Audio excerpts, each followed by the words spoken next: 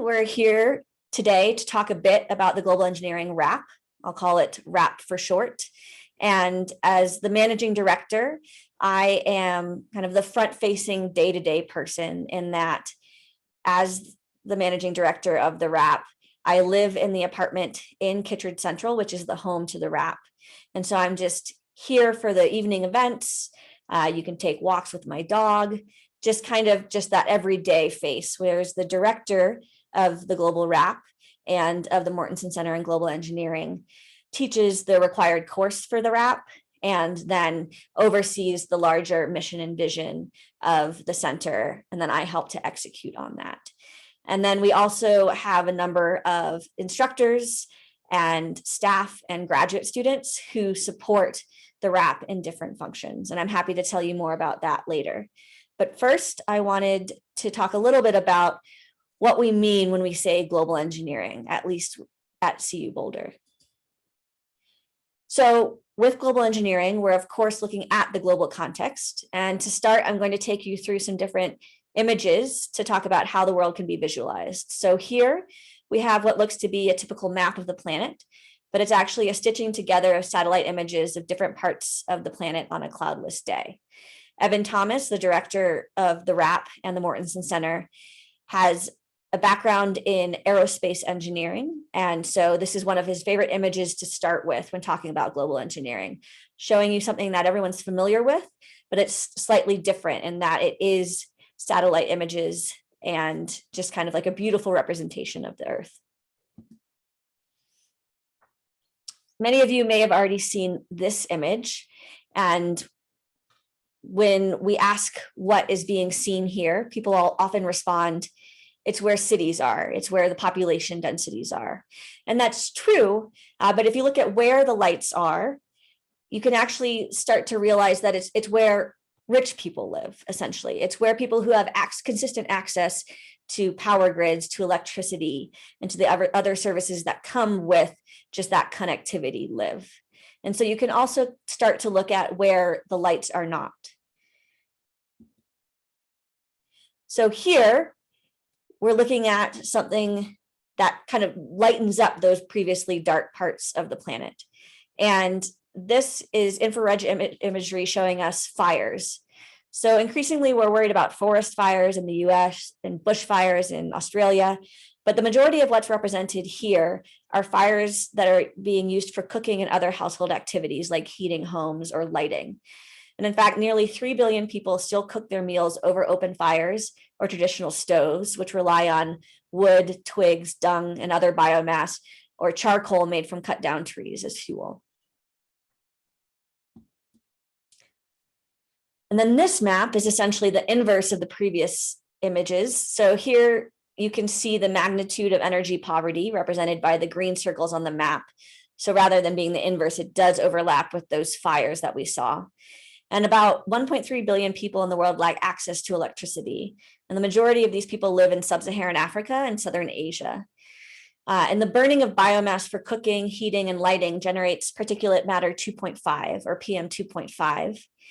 Many of you have probably heard of PM 2.5 if you live in areas affected by forest fires or just general poor air quality in cities. And PM 2.5 is harmful to the lungs and can lead to lower respiratory infections. And then in turn, lower respiratory infections are a leading cause of death in children under 5 in low and middle income countries. And many of these infections and resulting deaths are caused by exposure to particulates generated by cook fires. This figure also shows areas that lack access to safe drinking water. And an estimated 1.8 billion people rely on fecally contaminated drinking water, which can cause diarrheal disease and lead to death, particularly, again, for children under 5 years of age. And the negative health impacts of poor household air quality and lack of access to safe drinking water and the consequences of lack of access to electricity are just a few of the many issues that global engineering works to address. Well, what is global engineering? So at the Mortensen Center here at CU Boulder, we believe that engineering approaches need to evolve to address the socioeconomic, environmental, and institutional constraints and the global drivers that perpetuate poverty worldwide. And the emerging field of global engineering, as we define it, can address these issues as a discipline by educating students to solve engineering and science problems within the constraints that are often encountered in lower resource settings. And then these global engineers can develop and validate methods, tools, and standards that are broadly useful in the public, private, and nonprofit sectors. And presented here are some of the different methods and approaches that we at the Mortensen Center take to global engineering, including graduate and undergraduate education, preparing the next generation of global engineers, as well as a range of different tools and approaches. That includes countrywide impact evaluations and the use of instrumentation or remote sensing to inform policy and practice. So, for example, as the managing director of the Mortensen Center, I also manage one of our research projects in Rwanda, which is a 4-year, $3.5 million impact evaluation, looking at the impact that pedestrian footbridges can have on health, wealth, and education in rural communities in Rwanda. So the idea is that if you build a footbridge in an area where people lose access due to flooding during the rainy season, that footbridge will give a community consistent access to schools for their children, to health clinics for pregnant women and children to get vaccinated, to markets to sell the goods or the crops that they grow or goods that they want to sell. And so what does that consistent access to all of these critical services and ability to engage in the economy do to improve livelihoods? And so that's just one example of the impact evaluation approach that we use at the Mortensen Center. And that approach also is incorporating the use of instrumentation and remote sensing to monitor bridge use, so that moving forward, we can move away from 21,000 household level surveys a year to installing sensors that monitor bridge use at 10% of the bridges that this nonprofit Bridges Prosperity is constructing, and to be able to correlate bridge use to those outcomes of interest.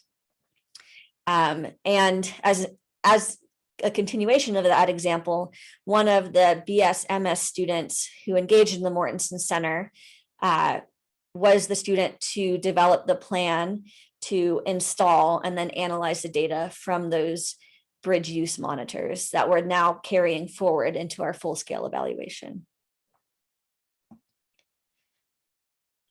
One last slide before going into the RAP itself. So the Mortensen Center in Global Engineering, as of July of last year, is the home to the Global Engineering Residential Academic Program.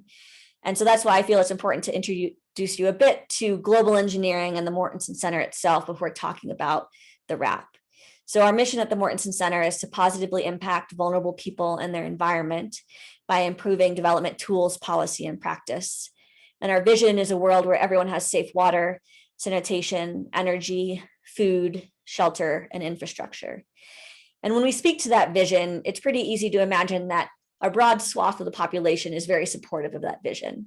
But at the Mortensen Center and as the leaders of the residential academic program, we recognize that there are students who may be interested in elements of global engineering and who care about that cause, but who aren't narrowly focused on international development and global poverty reduction. So one objective of the Global Engineering Residential Academic Program is to expose all different kinds of engineers to the global context and that global approach to thinking critically and problem solving, while also enabling them to build global awareness and fluency in language and culture that supports the engineering and technical skills that they need as engineers, while ensuring that they're global citizens when they graduate from CU Boulder. And so there is the required course, which is the one requirement of the RAP outside of living in Kittredge Central as well. And that course is Introduction to Global Engineering, which covers more in depth some of the topics that I covered in my introduction, along with touching on development economics and global health and other elements of the global efforts to reduce poverty worldwide.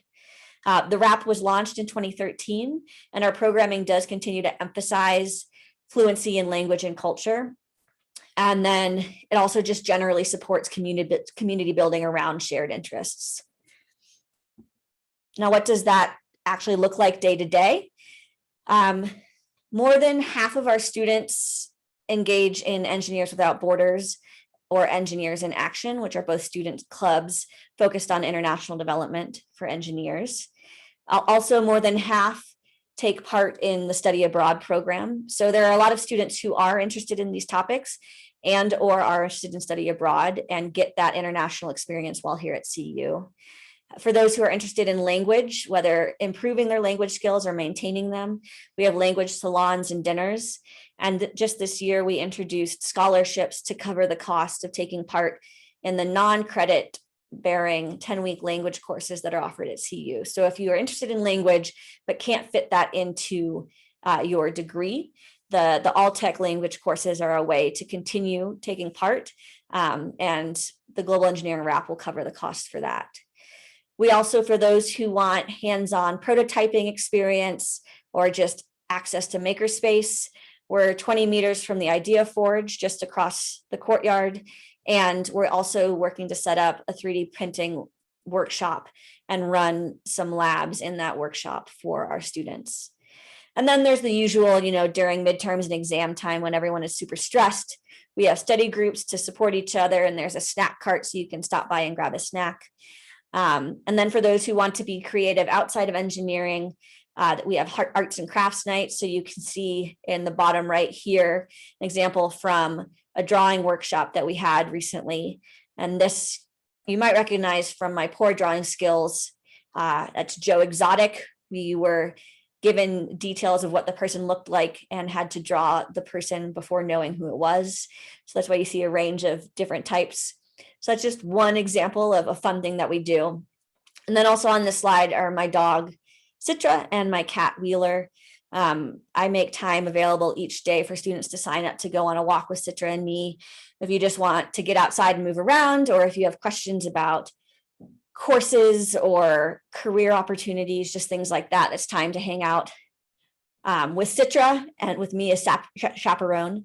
And then on nicer days, for those who prefer cats over dogs, I'm always happy to bring Wheeler out onto my patio.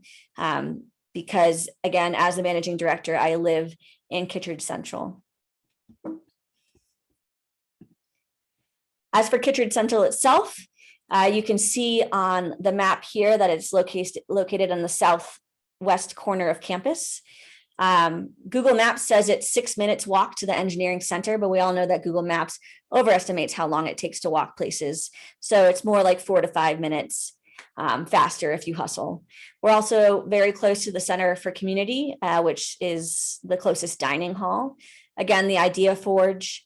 And then you can also see that we're close to the intramural fields where students can play intramural soccer or just, kick the ball around, play around with a Frisbee, that kind of thing. We're also right next to a couple of really nice ponds where students like to hang up their hammocks for studying or catching up with friends. And then we're just north of Basemar Shopping Center, which has coffee shops and restaurants and Sprouts for grocery shopping. And then something that I definitely didn't do enough of when I was at school in Evanston was to go down to Chicago and take advantage of being close to an awesome city. So I wanted to take opportunity now to highlight that we're also very closely located to the bus stop for the buses that will take you straight to Denver and to the airport. So easy access to downtown Denver to explore Denver, and also easy access to the airport. And as a student at CU, you're provided with an eco pass that makes use of those buses free. And so that really kind of covers the basics of the wrap. We essentially now have about 15 more minutes for me to answer any questions that you might have. One thing that I want to highlight is that the application is open for the wrap, and this application is separate from the housing application. So you can apply to the Global Engineering wrap before you've committed to CU Boulder. So if you're not sure that you are going to come to CU Boulder, but would want to be involved in the global wrap if you were to come, you're welcome to apply now. And then if you're accepted, we're just in touch with you as you make that decision. So that if you decide not to go to CU Boulder, we can open that spot up for someone else. We review applications on a rolling basis. So after applying, we'll tend to review with it and notify you within 2 weeks of your application. And again, this is separate from the housing application process. So you don't have to accepted your admittance. You don't have to have made your deposit or anything along those lines. My email address is also here if you want to reach out.